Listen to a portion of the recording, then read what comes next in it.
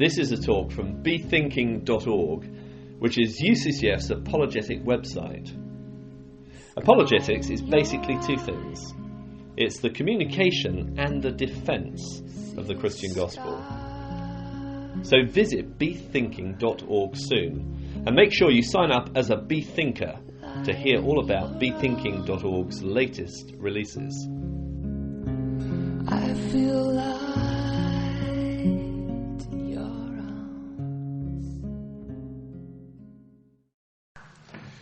Thank you very much. Delighted to be here, and I do enjoy talking about the way that Jesus worked with people, and I think it ties in directly to our interest in apologetics. I will be talking about apologetics in a number of respects, but I want to start with what I think is the heart of apologetics. What we ordinarily recognize as apologetics, I think, is often thought of as a kind of public ministry, and that's perfectly all right. There's nothing wrong with that at all. But on the other hand, I think when you come to the nature of the operation, you see that it also is primarily an intensely personal kind of ministry. So let's start by reminding ourselves of a couple of passages, as you probably already know by heart, but I want to use these as a way of getting into our subject. And the first one, of course, is in 1 Peter. I say, of course, because this is like the charter of apologetics. 1 Peter 3. And please observe the context here. It is a context of suffering. Peter has a lot to say about suffering. And in this particular passage, beautiful teaching, verse 9, not returning evil for evil or insult for insult, but giving a blessing instead. For you called for this very purpose, that you might inherit a blessing. Very interesting that giving a blessing and inheriting a blessing are tied together in that way. It's like blessing is the ground you stand in, and same thing can be said of forgiveness. And that's why, for example, Jesus so often brings up forgiveness in connection with praying and answers to prayer. So Peter enlarges on this context of blessing, and verse 13, and who is there to harm you if you prove zealous for what is good? Well, actually, there are a lot of people that will harm you if you do that. But Peter is taking a deeper theme here about who can really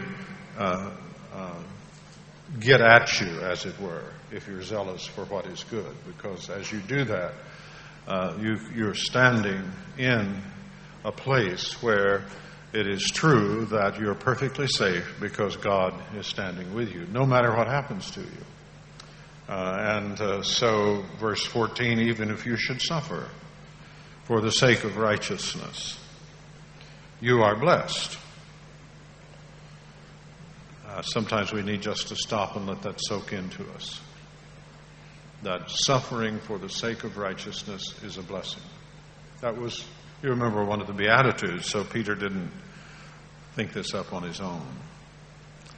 And now in that blessing, you do not fear their intimidation, and you're not troubled. But you have put Christ in a special place in your heart. Sanctify Christ as Lord. In other words, He's the one who's in charge, whatever the situation may be. And be ready to explain to others. My American Standard Version says, make a defense. And as our translations often do, they reflect a mentality. You'll know that the older version says, be ready to give a reason for the hope that is within you. But the people who translate the American Standard Version, they have a particular take on the work of the apologetic. and it's expressed by many others. A.B. Bruce's famous old book, Apologetics or Christianity Defensively Stated. Right?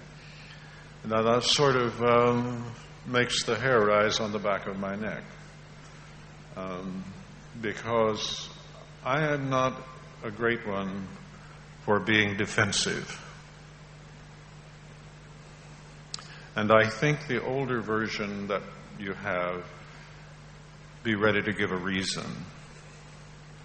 Now, sometimes the reason acts as a defense. But in this passage, I think it's very clear. The purpose here is to help people understand something. They have got a problem on their hands. Maybe they themselves have been inflicting suffering on this person, and that person is standing there blessing them. And as I've said in some of the other sessions, not through gritted teeth, but generously loving them. And as they look at that, they say, this is a hopeful person I have in front of me here. Where did that come from? Where did that hope come from in these circumstances which most people are anything but hopeless? Look at that. Give an account for the hope that is in you with gentleness and reverence. And I think that characterizes apologetics in the manner of Jesus. I think Peter picked this up from watching our Lord. And one of the things that we might miss if we aren't careful is watching how often Jesus gives an answer to a question to help people out who are really in a mental bind. And we want to illustrate that in just a moment. But before we do that, one other passage. Again, this is a passage you probably have memorized if you are engaged in this business of apologetics, and that is 2 Corinthians 10. The chapter division, of course, was not in the letter, and this whole passage is a teaching about grace. Grace is, I would suggest to you, you think of it as God acting in our lives to accomplish what we cannot accomplish on our own. It's God acting in our lives. So I can't do the whole context here, but Paul is involved in a church kind of upset or battle. And he is, Paul did not try to be overwhelming. And the word went out on Paul that he was a weak speaker, that he wasn't very good. In fact, he describes it, and I'm sure he's giving what we call the rap on Paul as a speaker. And that is, he really was not impressive. His presence, his bodily presence is weak. But his letters are powerful, And so Paul understood, again, learning from Christ, I think, how you carried out these matters of personal encounter. And he tried to avoid being in a position of crushing people. Now, that's where we come to verse 3 of chapter 10 of 2 Corinthians. Though we walk in the flesh, we live in the natural world, we have natural abilities, we do not war in terms of our natural abilities, the flesh. The weapons of our warfare are not of the flesh. Remember what grace is. Grace is God acting in our lives to accomplish what we can't accomplish on our own, see. So when Paul acts, of course he talks and he walks and he's a natural human being. but the effects of what he does are beyond him, because the weapons, as it were, that he is using in his battle are divinely powerful. They are divinely powerful for the destruction of strongholds or fortresses. And he knows that those strongholds and fortresses are primarily strongholds of ideas, perceptions, assumptions, and that these are the framework that imprisons the minds that he's dealing with. And so when he is confronting questions and issues, even like the ones that he's dealing with here in this passage in the churches, he does not count on his ability to accomplish what he needs to achieve. And there's somewhat of a paradox in that we need to think about. We do our best, but we never trust our best. Our faith is not in our best. Our faith is in God acting with us. And that spirit of entering into the work of apologetics, I think, is absolutely crucial. That when we step into the realm of apologetics, which I will try to describe a little more in just a moment, we are not just exercising our cleverness and trying to engineer our way. We are acting in dependence upon God, that He will slip into the minds of the people we're talking to, and that suddenly they will see things differently, that there will be shifts.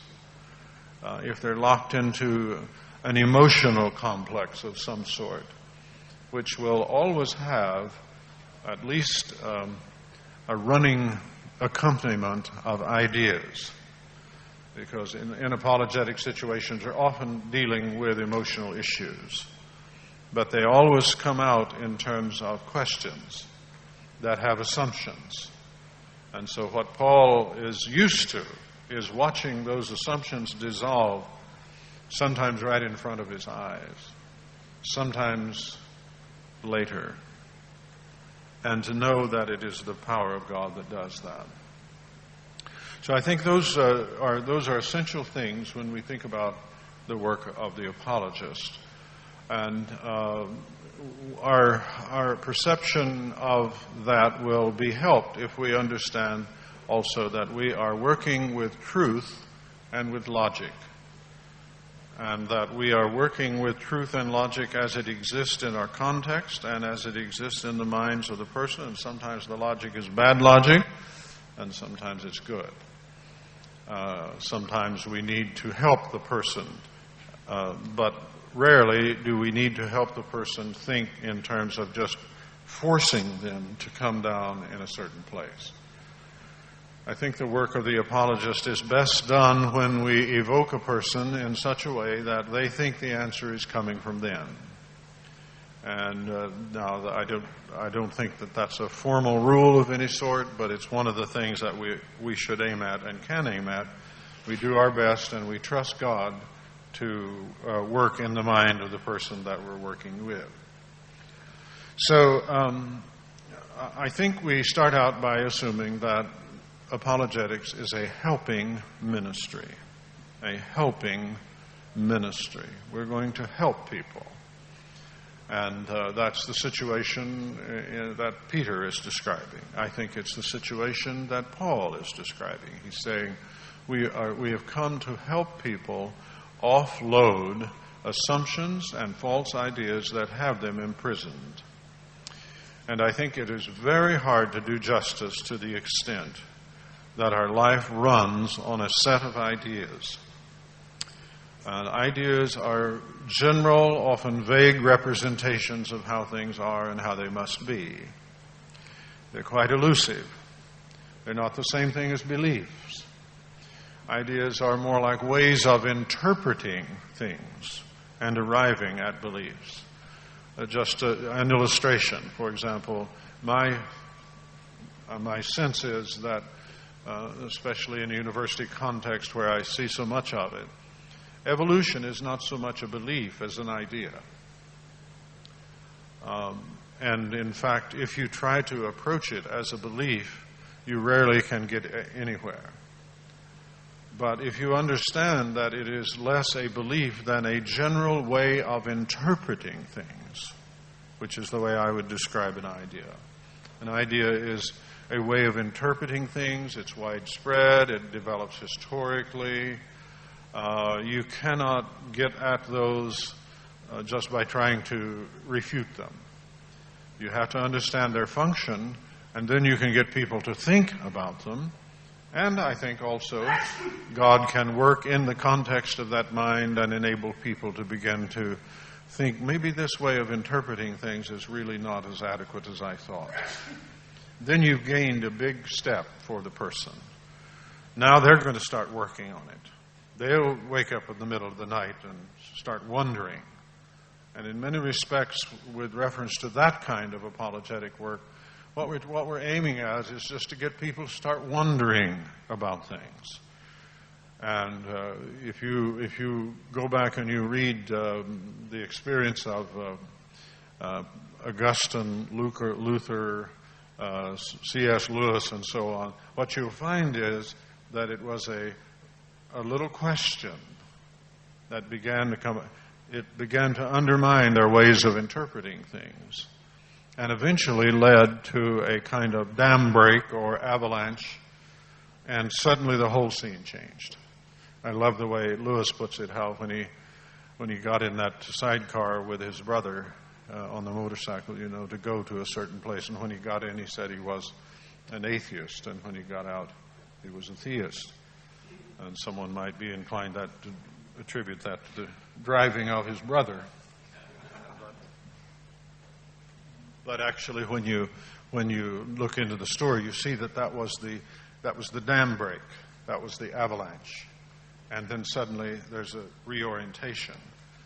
And I think that once we understand that position of ideas, we're in a better position to begin to work with God in resolving the difficulties. Now, I want to illustrate some of apologetic work that you may not have thought of in that way. And I have on your sheet, I suppose you have a sheet, I said when we observe the ministry of Jesus as he tries to help people, and then I give a list. And in each of these cases, there's a question. And that question comes out of an ideational setting.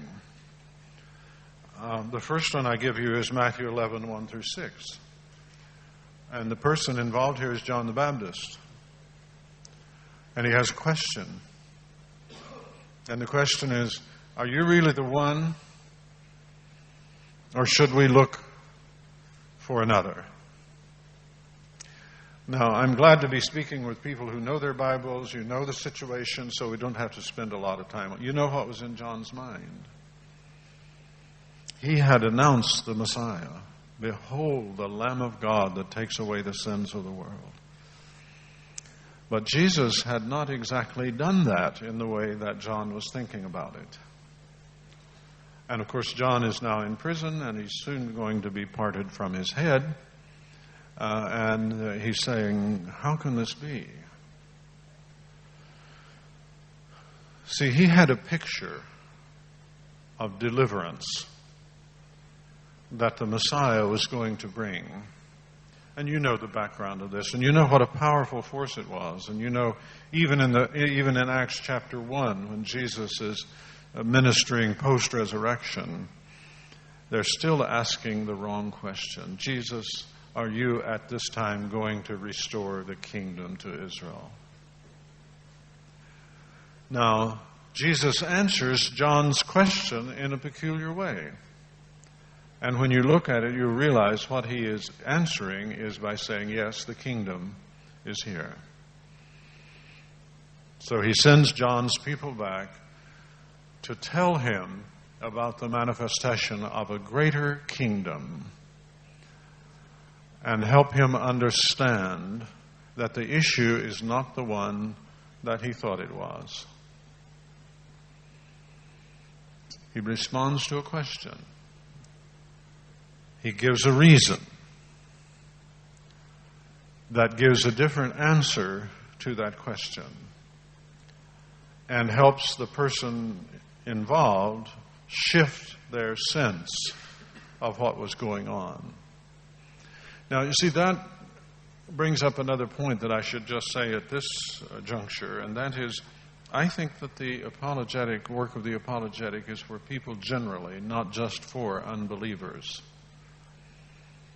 It's not just for unbelievers. Many people who are genuinely committed to Christ have serious questions that are blocking their progress in faith. And one of the things we want to be sure is to listen to those questions. And I would almost say that if we were to listen carefully to the questions from those who are already professed believers and answer them convincingly, we would do a great deal more than we think for those who are not believers. Because we would enable faith to blossom in the church. And I know it sounds terrible, please forgive me, but often when we stand to speak to our congregation, what we're doing is facing a wall of unbelief. See, our problem is that we profess many things we don't actually believe. And I'm not thinking, well, these are hypocrites. Or no. They're doing the best they can with what they've got. And they have been led, for example, they profess belief in the Trinity. And in some sense they do. But they don't make any sense of it. And so as a result, it really is not a portion of a hearty faith. And so I think we need to understand that the ministry of apologetics is not just for those who don't believe. It's for those who already believe as well as for those who don't. Now, the next passage that I give you there in that is Mark 2.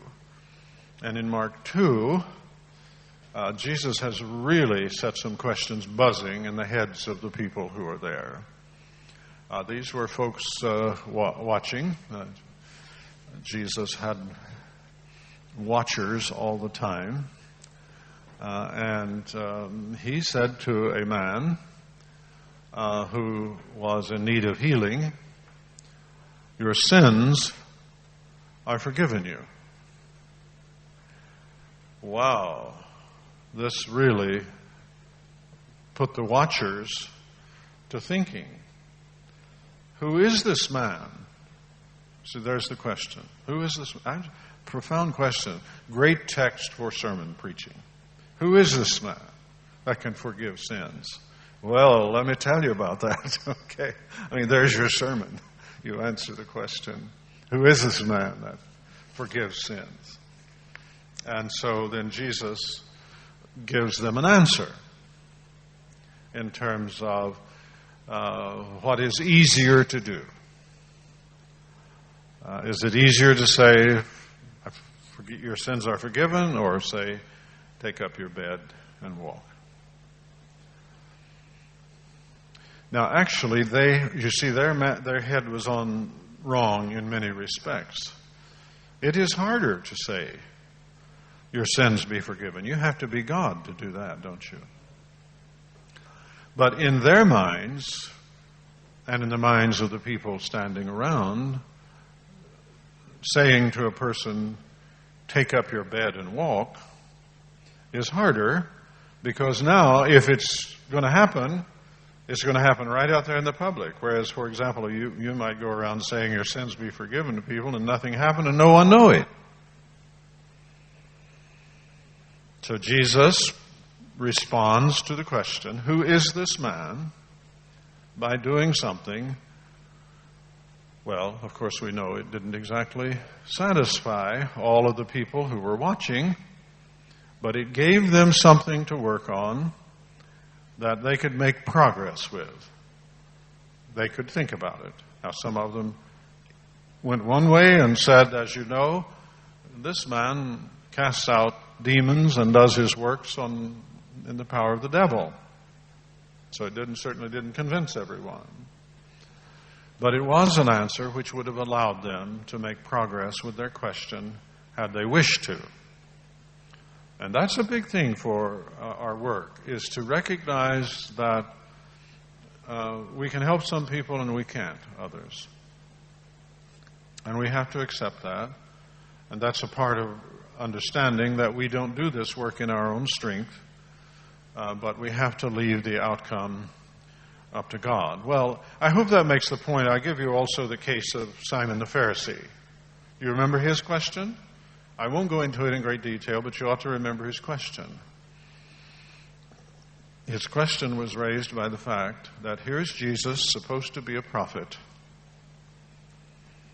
and here's a woman who was disgraceful, and she was, in a rather moist way, working over his feet with tears and worshiping him. And Simon is saying, if this man were a prophet, that wouldn't be happening, because he would know who this woman was. And if he knew who this woman was, he wouldn't let this woman touch him. See, that's a set of questions. Now, Jesus answers. He tells him a little story.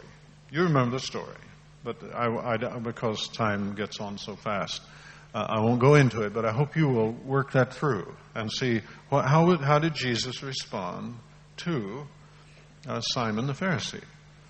Simon the Pharisee had a question. In a sense, it was a legitimate question for his framework, but the problem was his framework was all wrong.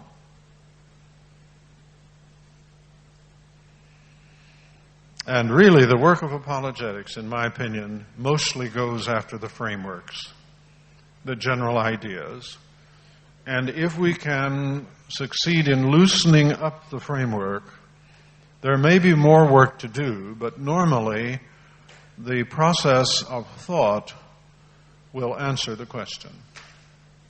But we have to be able to loosen the framework. I think that's really the great task, and this is how Jesus works. Jesus works in a situational context. So I would say, above all, apologetics is situational. I mean intensely personal situation. And to me that means it's not the same as evangelism. And it's also not the same as soul winning. Let me take time to distinguish those. There is a time for evangelism. Evangelism is proclamation. It is proclamation of the gospel, and I interpret that broadly because it would be other things that were related to the gospel. It breaks over into teaching, but it's not the same. Jesus' ministry was worked in three ways. One was proclamation, the other was manifestation, and the other was teaching. And if you read the Gospels, you'll see, and in some cases it explicitly lists those, like in Matthew 4 and in Matthew 8, I think, towards the end of the chapter.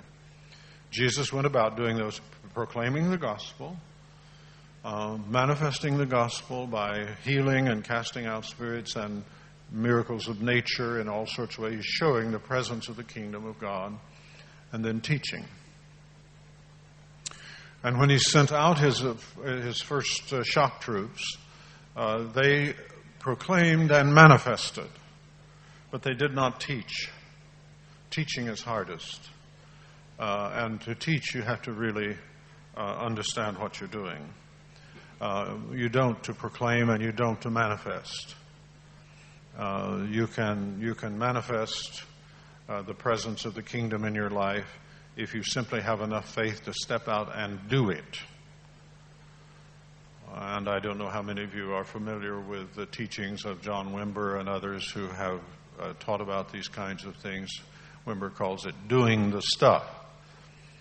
But when it comes to teaching, That requires genuine understanding. And so when he sent his people out the first times, he didn't tell them to teach. He told them to proclaim and to manifest. And proclamation is like putting up posters. The kingdom of the heavens is at hand. You announce it. You proclaim it. Soul winning, as we know that, is different from evangelization, and often, I think, wrongly confused with it. Soul winning is helping people come to a decision. And that's an important work, and we need people who know how to do that. And they are people who are capable of watching and speaking to others, not necessarily driving them into a hole, but helping them through the process of coming to an open confession of faith in Jesus Christ. And so that's soul winning. Now, apologetics, I think, is neither one of those. But having said that, and having said what I've said about what apologetics is, I do want to acknowledge that very often they run together. And one should be alert to all of the differences. But if you do evangelism apologetically, that will mess up the works. You will not proclaim because you'll be thinking about questions and trying to answer questions. And many people confuse evangelism with soul winning, and people won't do evangelism because they think it's soul winning and they don't know how to do that. So we really need to think carefully about those three things. And once we've done that, then understand the situational nature of apologetics and work with that. Jesus, when he sent his people out, did tell them some things to do in their work. About how would you do the work of evangelism, teaching, apologetics, all of that. He gives them some really good advice. He tells them to be wise as serpents and harmless as doves. I think we need to pay attention to that in apologetic work. And I don't know if you've thought about the wisdom of the serpent, but what is the wisdom of the serpent? You rarely ever see a serpent chasing down its prey. The wisdom of the serpent is timeliness. It's watching for the right time. And to do that, you have to be attentive. You have to have great faith in God and reliance upon Him, so you won't begin to try to make things happen. And you watch, and primarily what you do is you watch to identify the question that is in the mind of the individual, whether Christian or not. Because those questions are what you have to respond to in the work of the apology. And the innocence of the dove, or the guilelessness of the dove, I think has to do with the fact that we don't use any sort of manipulative techniques. We're perfectly straightforward. We never try to mislead. And, at USC, for University of Southern California, for example, we have problems with groups that will come in, sometimes, more often than not, they're Christians, who will put out appeals of various kinds that do not let the incoming students that they're trying to reach know that this is a Christian approach. And they have somehow the idea that they can get the hook in and then later on reveal that what they're interested in is evangelism, soul winning, and apologetics. I really have tried to discourage that. I don't think that there is any place at all in apologetic work, in evangelism, or soul winning for anything but the most clear and straightforward approach. I think that's what Jesus was saying.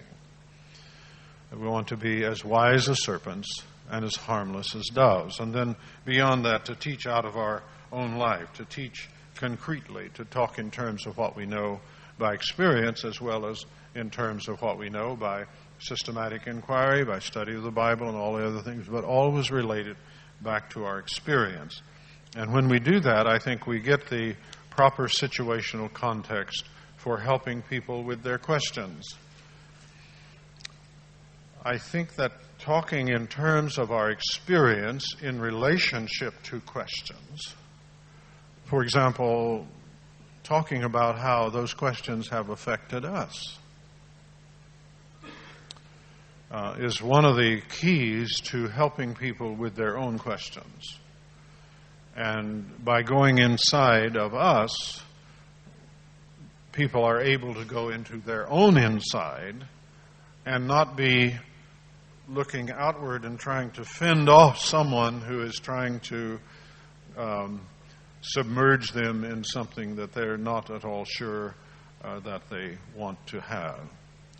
So in the following up on the idea of the situational nature of apologetics, I'm going to broaden that in a moment because there is a larger scene in apologetics and it's very important. But following up on the situational nature of apologetics, that is dealing with questions that are really there in the minds of the persons we're talking with and trying to get back of that to the general ideational structure that gives rise to the questions. As, for example, Jesus did with John the Baptist. He tried to shift the understanding that gave rise to the question. John misunderstood what the kingdom was, and because of that he had a question. So he works from the inside trying to shift that. So it follows from the situational character of apologetic, if I'm right. And by the way, I may be wrong. So we're going to stop here in a little while and you can help me get it right. We listen carefully. And I guess I would say this, that apologetics is a helping ministry. We're trying to help people. That is, it's a loving ministry. A loving ministry. We do it out of love. And because it's a loving ministry, it's a listening ministry. You really do listen. And it's almost I think actually here is one of the places where the gifts of the Spirit come in, and one of the gifts is knowledge. And sometimes we need to, as we listen, be praying, Lord, help me know, give me guidance as to what is the real problem here. Because as counselors and other people know, the presenting problem, as they call it, is rarely the real problem. The real problem has to be identified by the work of the Spirit, and that's something that the Spirit does for us. But we listen to people very carefully, and sometimes you can't do that on one occasion. Sometimes a successful step in apologetic work with an individual would be to listen, to not try to solve the problem on the spot, but rather to say, when could we meet again? When could we meet again? And in the interval, perhaps be prayerful, thoughtful, maybe send a little note or something to the person to continue. Or nowadays we have email and communication in the interval, and then meeting again would be a way of carrying on the process of apologetic work. One-on-one apologetics, I think, has to be a Spirit-led process of diagnosis. And we really want the person to know that we're on their side. We're not against them. We're not trying to quash them or in any way manipulate them. We want them to know that we believe in a God who works with them, and we have to be careful not to be in the position of closed-mindedness, not listening, the idea that our task is to persuade these people to win a war. Rather, we're with them. That's where, by the way, logic does come in so importantly. If you look at how Jesus uses logic with questions, I believe that is one of the things that can be most helpful in our work in apologetics, not just one-on-one, but even in the more general sense. I will speak of it in just a moment. When Jesus was engaging with people, he often would ask them questions that would lead them into what we call enthymemic thinking. The enthymeme is one of the most important devices in reasoning with people. An enthymeme is an argument that has something left out. Sometimes it can be the conclusion, or it may be a premise. And the power of the enthymeme is that it engages the reasoning of the people who are listening. And they are challenged to fill in the blanks.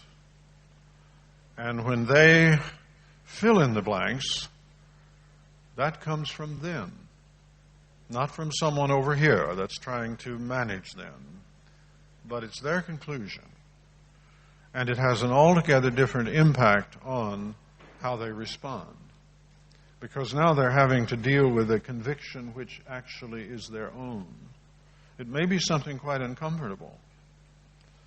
One of the classic passages that you see this in is the passage where Jesus has been dealing with the Herodians, with the Pharisees and the scribes, and in the manner that was so characteristic of him, he had totally left them out of gas and with no answers. And so then, in effect, he says, now, let me ask you a question. And sometimes we can ask the question that really needs to be asked, and then allow them to work on the answer. And his question, as you no doubt will recall, was, what think you of Christ? What think you of the Messiah? Whose son is he? And of course, they had the answer. Right? David's son. So then very skillfully, Jesus takes the passage out of Psalm 110. The Lord said unto my Lord, sit beside me until I make your enemies the footstool. And he said, now, if the Messiah is David's son, okay, and let me just interrupt there to say, see, that was the background idea.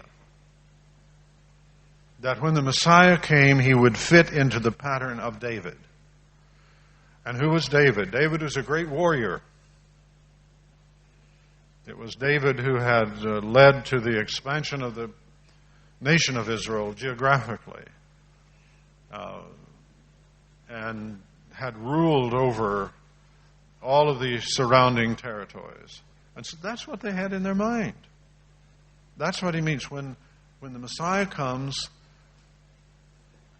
what's he going to be like? And their answer was, he's going to be like David. And his response was a question. If that's true, how does David call him Lord? No Jewish father calls his son Lord. Right? Now, he doesn't tell him that. He asks a question.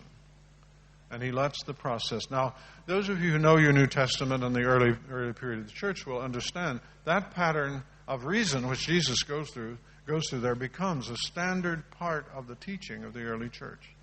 Because they had the problem of reinterpreting the Jewish experience and expectation of the Messiah in a way that it would make clear that Jesus was the one. And so Jesus, using logic, helps people come to the conclusion. So that's a very different process than using logic to hammer someone in submission.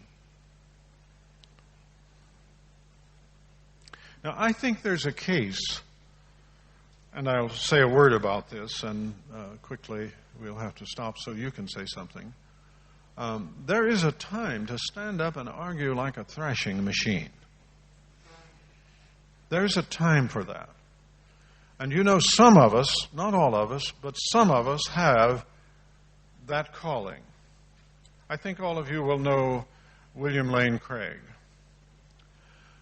Bill is so incredibly powerful now that on many campuses in the United States, when they want to bring him in, they can't get anyone to talk to him, to debate with him. Because, he's not a mean man. He's a sweet human being. But he just knows the deal. And after all, he does have the best case to argue. Right? So, but for a long time, you know, those people would show up to argue with Bill, and they would think, well, here's another yokel. And they would come in, no preparation. They were just going to run through the little stuff that they had known. And he just lets the air out of all the balloons as they pass by, and the person stands there with nothing to say. That's embarrassing, especially if you have a PhD and somebody thinks you're something. Now, there's a time for that. There's a time for that. And we do have the case for it. But we want to judge very carefully, or we will only be preaching to the choir. We will confirm those who already believe and leave those who do not believe more angry and hostile than they've ever been before. See, I think that Jesus' way of doing it, I think that's what Peter was talking about. I think that's what Paul did. I think we need to rethink things like the Sermon on Mars Hill. I think it's a mistake to call it a sermon. It was a very thoughtful, gentle approach from the inside of the minds of the people he was talking to. He didn't start out with Moses. When he went to synagogues, he started with Moses, the questions that were generated by that. But when he goes to the Greeks, he starts with them, starts talking to them about the gods as they understand them, and idolatry and so on. But he talks about it from the inside, and he lets them do the reasoning.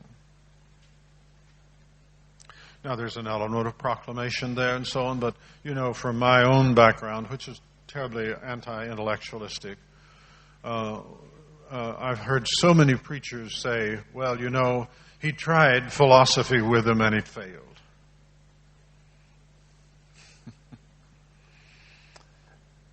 Well, we should all have such failures.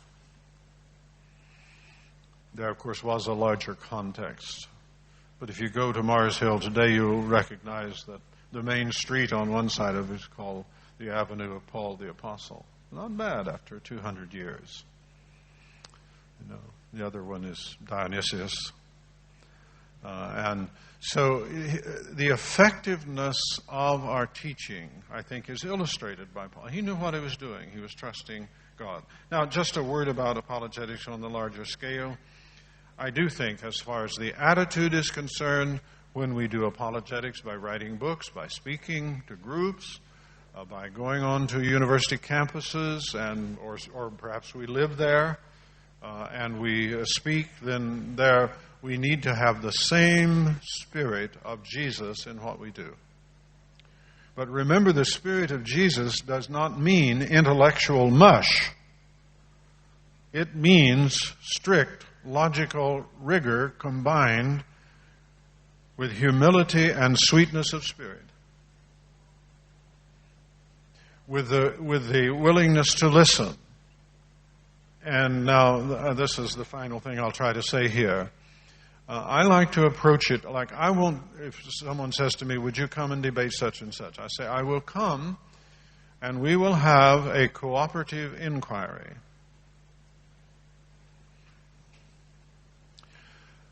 The reason I do that is because I think that if I go to expect them to have an open mind, I'd better not go with a closed mind.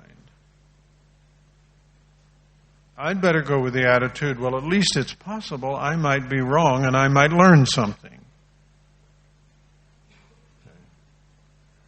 Now, having that attitude does not mean that I am the least doubtful about what I present and what I believe, but it does mean that I'm there to listen. And if I'm not there to listen, I don't think I can expect them to be there to listen. That troubles a lot of people, and that's one reason why I want to say it at the end here, so if we want to discuss that, we can. But see, openness of inquiry is what people, especially in the university setting, pride themselves on doing. Now, unfortunately, they're not open. They tend to be terribly closed-minded. The idea that the university is a place where people are rational is a sad untruth. People are just about as irrational there as they are at truck stops or any other place in culture. And so on the last page of the notes there, the next to last paragraph, when you come to specific topics, like, for example, is the Bible a source of knowledge? Now, that happens to be one that I do a lot of work on in the university setting. And what I'm up against there is a lot of people who have never seriously read the Bible, but they've heard a lot of myths about it. Those myths have come forth under the authority of people with PhDs and academic gowns and all sorts of things like that. I mentioned here evolution, the relativity of truth, those sorts of things. I've got a whole list here. Now, when I approach those, I cannot approach them with the attitude, I am not going to listen to anything you say. Because that's precisely the attitude I've got to get past in them. If you walk up to someone and say, you know, the Bible is a reliable source of knowledge about the most important things in human life.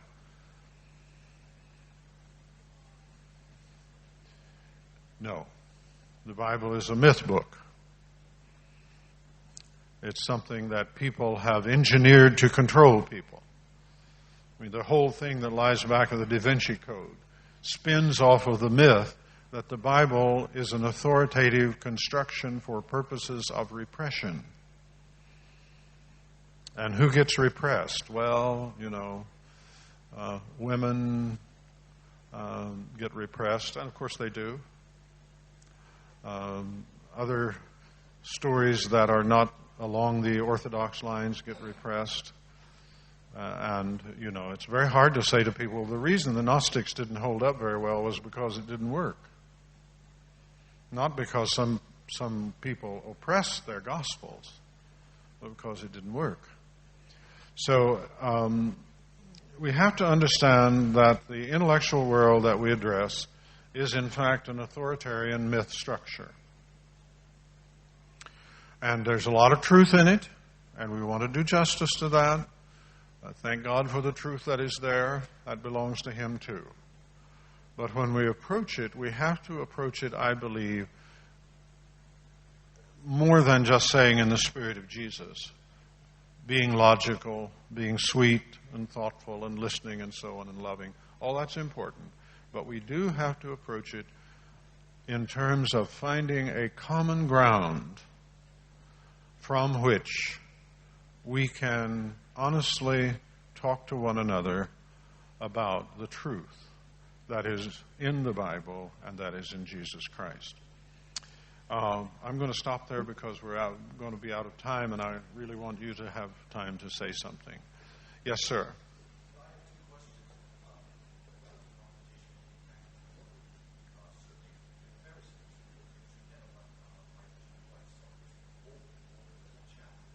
Well, let me respond by asking, what do you put into confrontational? But I'm asking, what do you mean confronts? Well, but again, what confronting? What you use confronting, and I think that's really the issue here. You know, but again, you've said confrontation. When you confront, what do you do when you confront? You argue. That would mean you listened and you responded, if that's confrontation, I'm confrontational. Is that not what? Indeed it is. It can be. Often it isn't, because it's often done with hostility, closed-mindedness, even fearfulness. And confrontation, can be done in a way that is counterproductive for the purposes of Christ. I don't think Paul ever did that. And if you look at other passages, which I haven't brought up, like his statement to Timothy, the servant of the Lord must not strive, but must be gentle. And then he goes on to talk. See, you can be confrontational without striving. You can be confrontational and be gentle. Now, that takes a lot of work to do that. Because you see, in our world, many people think if you are gentle, you're not serious. And that if you're not hostile, maybe you don't believe what you say. But that, I believe that is precisely what Paul talks about when he talks about flesh. And so I'm very much, if you mean by confrontational, stating what you believe, giving your reasons why the other side's view is not true, I'm for it. I think Paul did it. Sure. Well, I guess I would just have to disagree with that. I may be wrong.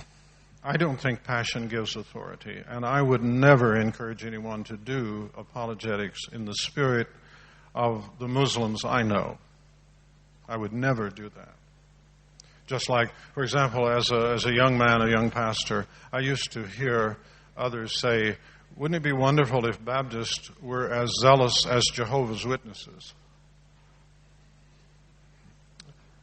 I think that would be an unmitigated tragedy if we were like that.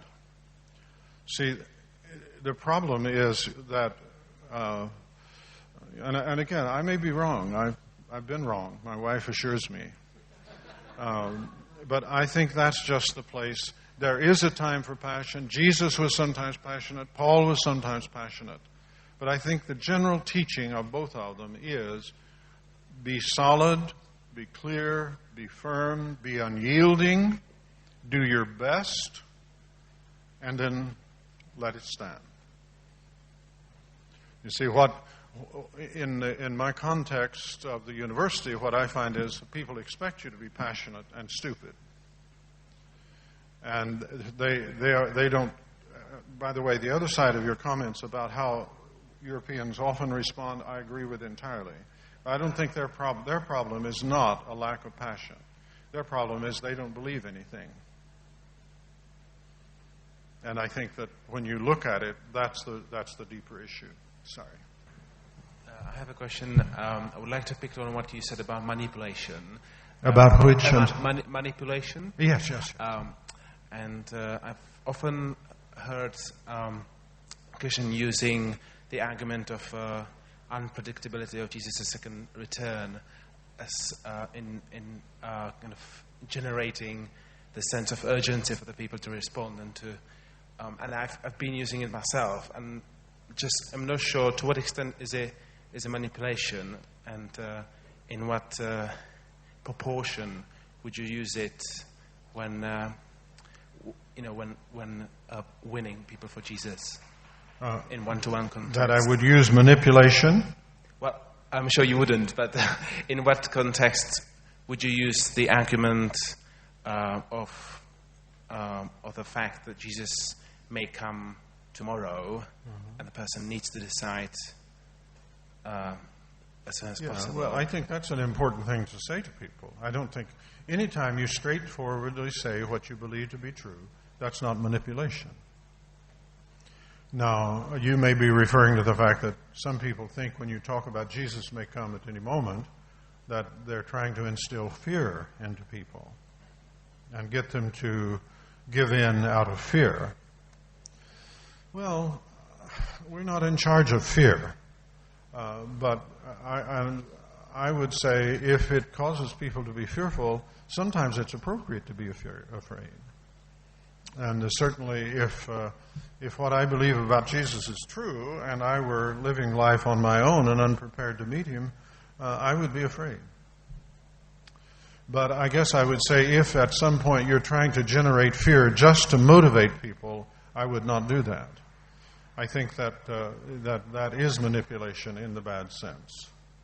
If you're telling them something that, like your house might burn down, and they buy an insurance policy because of fear that their house might burn down, that's a good reason to buy an insurance policy. So it's just when you try to use emotions alone to get people to do things. My own view is we're not in the business of getting anyone to do anything. Even at the level of soul winning, we're not trying to get people to do things. We're helping them do something, but we're not trying to get them to do it. You see, so much of our work, and again, I hesitate to speak, so what do I know about your context? But I'll speak from my context in the United States. See, a great deal of the problem there is that ministers are in a position of trying to get people to do things. They started out by trying to get people to come forward and profess Christ. And now they've got a congregation full of people, and their job is to try to get them to do things. And I really encourage everyone to just get out of that business. It isn't our job to try to get people to do things. It's our job to try to help people understand things, to see things. Sometimes they need help in making a decision. We can do that. That's good. And they need help in implementing the decision. That's good too. But we just have to get out of the business of trying to get people to do things. So that's, I would say, is where manipulation goes wrong. I remember reading, I think it was in Origenes or something, some great of the Apologists of the first centuries, that when he was explaining Christianity to somebody, he was saving the name of Jesus and the name Christian to the very last moment that he could possibly do it, because people had so many wrong perceptions about Christianity that if he had started with saying, yes, you asked me what I believe, so yes, I am a Christian, that would be the moment when those people would turn away and leave. And do you think that's appropriate? What do you think about that? Yes, my way of thinking about it is we should start with the questions that's in their minds. And if that is a question like, well, these Christians in that generation, they drink blood, then I would address that. But I think in apologetics we start now with evangelization. You say it clearly and you say it loudly and you let people begin to work on it. But if my view of apologetics is right, you go with the questions which are in the minds of the people and you help them with those questions. That might not be, at the first, anything about Christianity. It might be, if there's a good God, why am I suffering? Or if there's a God at all, or what kind of God is there, and so on. So I would start with the questions. And if it was explicitly about Christianity, I would deal with that. If not, I wouldn't. I'd let it come up where it's relevant and appropriate. I wonder, are there instances when those questions perhaps were unhelpful or leading them down the wrong way? Could our approach sometimes be trying to instill or bring up the very questions that we think should be answered? Well, I think largely that's what we do. See, we redirect the question in many, many cases and try to help the person ask the question that should be asked and should be answered. So I think the cases I gave from Jesus, trying to illustrate how I think it works, are cases in point. They are asking the wrong question. Who is this man that he can forgive sins? God only can forgive sins. Well, they had a question that arose out of their understanding of God. And so then they had to Jesus gave them another question. one that they could deal more adequately with, which is greater in their minds to say unto the person, take up your bed and walk, or say your sins be forgiven. So reframing the question is basic apologetic work. And we must always be alert to it, because what we want to get to is to a question which the person can own and begin to try to find an answer to, and then we can help them with that. So reframing the question is absolutely vital. That, by the way, is why listening is so important as a part of apologetic ministry, is because it helps us understand the question that should be asked and what is deeper in the person's mind. And I think this is a part of what Paul means when he says the weapons of our warfare are not carnal. So very often we need what amounts to a word of knowledge that comes from the Spirit to understand what the real question is. And these are things that I'm sure you talk about a lot, but sometimes the real issue is emotional. And so you need to be able to identify that. And sometimes I find myself saying to people, what are you really suffering from? What has hurt you? And so that's, yes. I guess my response is yes. Absolutely right. Yes, sir. Is there a case to be made for saying that method and tone might differ in a kind of one-to-one situation, that being part of the apologetic task, but another part of the apologetic task is in the public arena and in the media, and that in a sense can be more confrontational or maybe a little bit more down Bill Lane Craig's manner of doing things, and those two things work together for the benefit, we hope, of the kingdom. I think my answer is yes, absolutely. I'm very comfortable with the word confrontation if we're talking about issues. And I think especially in public work that is apologetic, you have to confront issues with issues.